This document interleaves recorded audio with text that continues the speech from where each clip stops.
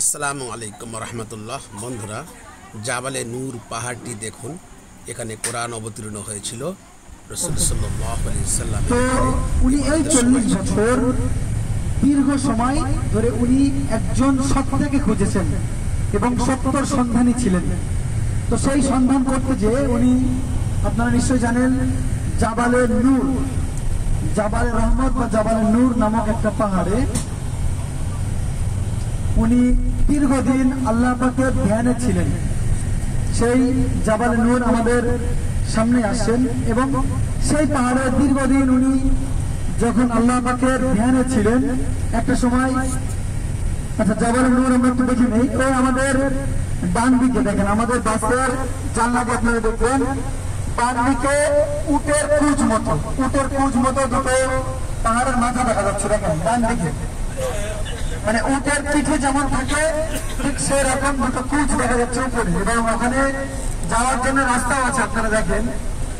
তো ওই পাহাড়ে প্রিয় নবী সাল্লাল্লাহু আলাইহি ওয়াসাল্লাম দীর্ঘদিন আল্লাহর ধ্যানে থাকার পরে একটা দিন হযরত জিবরাইল আলাইহিস সালাম এসে সর্বপ্রথম কোরআনের প্রথম অংশ ওখানে নাযিল করেছিলেন, যেটা আমরা সকলে জানি, ইকরা বিইসমি রাব্বিকাল্লাযী খালাক, খালাকাল ইনসানা মিন আলাক।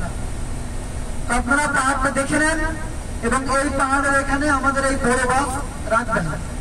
এই পাহাড়ে ওঠার একটা ব্যাপার অবশ্যই সকলের মধ্যে থাকে। আমরা উঠেছি এখানে, তো আমাদের যাদের শরীরের সামর্থ্য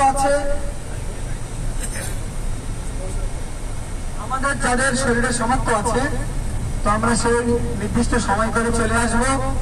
আমি সময়টা আপনাদেরকে বলে দিই, সুবিধাজনক সময় হবে ফজরের নামাজের একেবারে পরপরে আপনাদের আসতে হবে, নাহলে এখানে এত পরিমাণ রৌদ্র যে উপরে উঠতে নামতে আপনাদের কম বেশি, উপরে উঠতেই 30 মিনিট বা 40 মিনিট মতো লেগে যাবে। ওই জন্য অত্যন্ত কষ্ট হবে। তো যার কারণে এক হচ্ছে আপনারা মাগরিবের পরে আসতে পারেন, নাহলে একেবারে ফজরের পরপরে আসতে পারেন।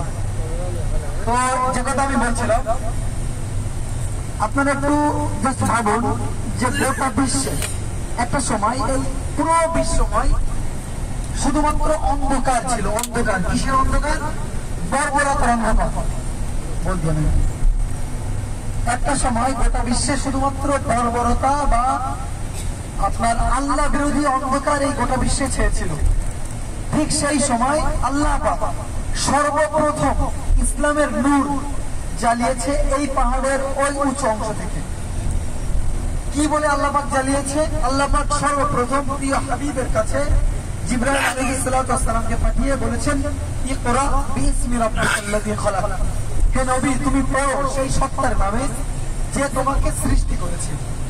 আল্লাহ পাক এই শব্দ দ্বারাই গোটা বিশ্বে আবার একটা ইসলামের নূর মানে তৈরি করা শুরু করলো। তো এইখান থেকে আবার ইসলামের প্রচার প্রসার শুরু হলো। সেই পাহাড় এটা। তো আপনারা যারা উঠতেও পারবেন না, তাদের কাছে আমি বলবো যে যারা উঠবে তাদের সঙ্গে আপনারা এখানে আসবেন, আলাদা গাড়ি করে 5 রিয়াল এখানে চলে আসবেন ইনশাআল্লাহ। আসবেন, যারা উপরে উঠলো, আপনারা নিচে থাকলেন, পাহাড়টা দেখলেন, বুঝলেন।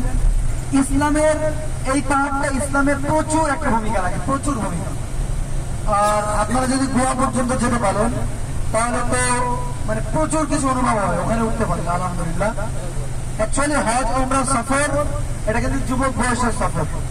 তো যারা আমরা এখনো পায়ে বা শরীরের সামর্থ্য আছে, নিশ্চয়ই ওখানে ওঠার একটা চেষ্টা করবো। আল্লাহ পাক আমাদেরকে তৌফিক দান করুন। সকলে বলে আল্লাহুম্মা আমিন।